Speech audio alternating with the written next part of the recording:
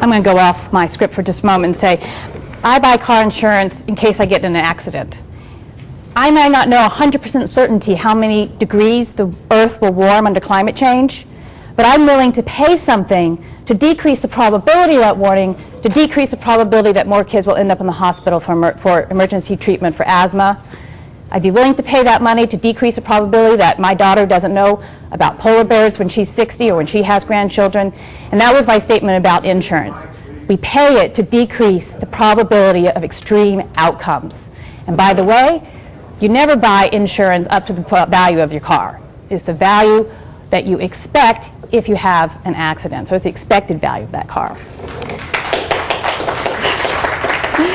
I just saw my 4-year-old in my eyes when he made that comment, and that's why I lost my temper, so I apologize. Okay, so back to my prepared statements. I want to thank the Union of Concerned Scientists for an incredibly detailed and convincing report, and very informative report. Go ahead. The fact that these impacts in 1 year, by 2020, my child will be 16 years old, is on the order of $5.5 billion, to me, is convincing evidence and compelling evidence that society needs to act to curtail carbon emissions. The economic take-home message is that if we fail to act, American families, we will all be facing increased costs because of increased respiratory illness, lost work days, school absences, and lost productivity. These costs have real implications for American families, especially those who have family members with asthma or chronic lung disease. The increase in premature deaths has real consequences for our economy as a whole, because it represents a loss of productive resources and a real drag on our economy. Reading these statistics in the report might seem overwhelming, but I want to come back to the information that Dr. Dockery presented, and we should really feel reassured by this. By 2020, we will receive approximately $2 trillion in that year alone in the benefits from the Clean Air Act. And how much did we spend to get those benefits? We'll spend about $65 billion. So that's an order of almost $37 in benefits for every dollar spent. That's an incredible return on an investment. I mean, we just don't see that in the economics or finance literature. And we know that the EPA has the mechanisms to create these incredible benefits. Our responsibility as citizens and as scientists is to ensure that we maintain the integrity of the EPA so that it continue to do its job to support and protect American families. So modeling these effects is a very complicated process, and the approach that the Union of Concerned Scientists took was cautious at each step. It's very complicated to do this kind of modeling, and I think that's part of why I was invited to talk about this. And so what I want everyone to go away with this from this meeting understanding is that the future costs are on the order of $5.5 billion, but there are additional costs that aren't captured here. And let me first explain the effects that aren't captured in this report, or the additional costs that we're going to have. First of all, there are likely to be hotspots that are going to have greater effects than the national average.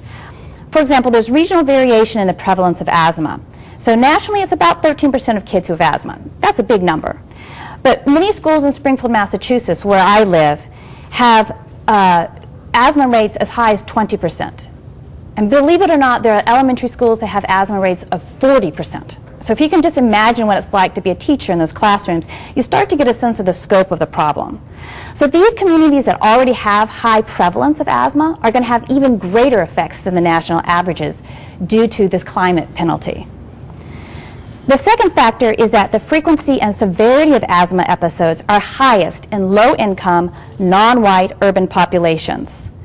These excess burdens are due to a lot of very complicated factors, but what it means is that for the same increase in ozone, those communities are going to have even greater increase in effects than the national average. And the third factor is that climate warming is going to lead to both greater density as well as a greater distribution of allergens. Now, for many of us, allergens are bothersome, and maybe we take our Claritin in the morning. But for kids with asthma, these can be very important triggers. The Union of Concerned Scientists used the EPA's model to estimate the cost of these health effects. So there are going to be greater health effects in some regions in the country, but also there are going to be some additional costs to these health effects. There are likely to be other costs that are similar to this in the report that aren't captured in the report, but I'm going to speak to the cost of asthma directly because that's my area of research. So let's just think about the report's finding that in 2020 there will be an additional 950,000 days of school that will be lost because of kids who are homesick with asthma. That's almost 1 million days. I mean, that's an incredible number of school absences for 1 year by 2020. Now, the EPA models the cost of those school absences as the wages lost for the proportion of parents that are employed outside the home. And this approach doesn't include some important costs. First of all, by including the wages only of the proportion of parents employed outside the home, the time of the parents who are not employed outside the home is valued at 0. And this is really problematic because the time of those caregivers, the time of those parents is valuable both to the household and to the society as a whole. Second, this approach does not incorporate how asthma affects employment in families. In my research, I found that 18% of families had a parent who had been fired or had to quit because of needing to take care of their child with asthma. So these parents would have been working if their child wasn't sick with asthma. Further exacerbating the problem is that these changes in jobs have implications for their lifelong earnings. So not only are the days that they're home taking care of the kid when they're sick with asthma being valued at 0 by the EPA, it is going to have a lifelong depression in the amount of earnings that they can expect to have. And as those of us with children know, staying home with a sick kid is not a vacation. And as a 4-year-old with a mother of a 4-year-old with asthma, I can assure you that I would much rather be working than staying home when Willow has a bad asthma day. In addition to my lost wages, there's the pain and stress of watching her gasp for breath. And quite honestly, I would rather pay to go to work than have to stay home to take care of her when she's sick with asthma. And finally, children are missing valuable instruction time on those asthma days. Studies suggest that days absent is negatively related to school performance and that children with frequent asthma symptoms tend to perform poorly compared to their peers. These will have lifelong implications for their earnings and their future performance. And what these costs really don't capture are the multiple ways in which these respiratory systems affect daily life. I actually started studying the economics of asthma long before I was a mother and long before I had a child who developed asthma. And I can say that on a good asthma day, what my daughter does is she gets up, she takes 2 puffs of her medication, she takes 2 antihistamines. In the evening, she takes 2 more puffs. And that's a good day because she gets to play and her activity isn't limited. On a bad day, she is hooked to a nebulizer, breathing in steamed air with medication. She doesn't feel like playing. She obviously doesn't go to school. And these episodes can last from 5 to 7 days. And I remember when I started doing this research, families were talking about all the ways in which they were affected. And I dutifully, as a nerdy little economist, was like writing down all these little things that I could attach dollar values to. And I don't think I really got it. When you have a child with asthma, that's when you really get the ways in which everything is affected. Whether or not you can go away for vacation, where you go for vacation, what friends' houses she can go to. And I'm never free. Every day, even if she has a good asthma day, what I'm thinking about is, when's the next bad asthma day going to be? So these are an incredible depression, it's just an incredible effect on every aspect of your life that these dollar values just really don't capture. So the last point that I want to make is that the climate penalty described in this report raises a serious environmental justice issue.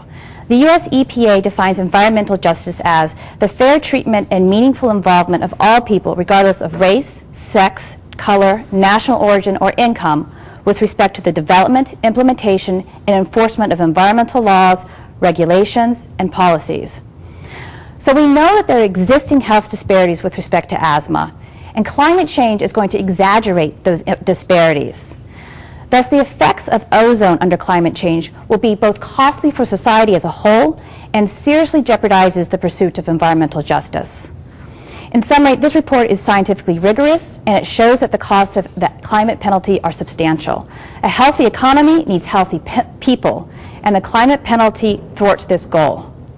The magnitude of the cost is so great that even if there are likely to be additional costs, the report calls on us to act now to reduce carbon emissions. We have the regulatory capacity in the EPA. We have the technology. That's the amazing thing. And past experience shows that when we set those standards to protect human health and the environment, actually businesses rise to that challenge. And we have actually economic growth, and the kind of economic growth we want. Not low-paid, unbenefited service jobs, but jobs in the technology sector, the kind that all the states want to have their people employed in. And what we really need, what we're lacking right now, is not the economics, not the technology, not the regulatory capacity. What we're lacking is the political will. Thanks.